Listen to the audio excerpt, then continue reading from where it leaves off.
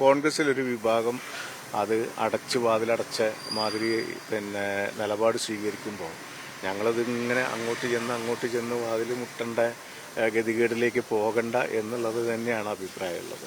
പൊതുവെ ഈ PV അൻവറും തൃണമൂലും ഒരു അപമാനിതരായി എന്നൊരു ഫീല് പാർട്ടിക്കുള്ളിലുണ്ടോ? തീർച്ചയായിട്ടും ഉണ്ടാവുമല്ലോ. ഞാൻ പറഞ്ഞില്ലേ, നേരത്തെ ഈ 5 മാസമായിട്ട് പല പ്രാവശ്യം ഞങ്ങൾ നിരുപാധികമായിട്ടുള്ള പിന്തുണയാണ് ഇതുവരെ കൊടുത്തുകൊണ്ടിരുന്നത്.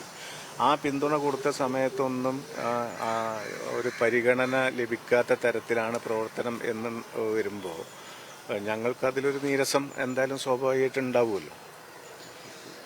അപ്പോൾ ഇനിയിപ്പോൾ മത്സര രംഗത്തേക്ക് എന്നുള്ളതാണ്, അത് PV അൻവർ തന്നെ മത്സരിക്കുമോ എന്താണ്? അല്ല, അത് മത്സരം വരുമ്പോൾ മത്സരം കടുക്കണം.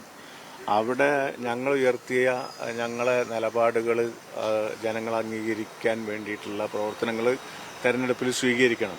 അതിന് സ്വീകരിക്കാൻ PV അൻവറിനെയാണല്ലോ മത്സരിക്കാൻ ഏറ്റവും നല്ലത്. അപ്പോൾ നല്ല അതിശക്തമായ ഒരു ത്രികോണ മത്സരം സംജാതമാകും.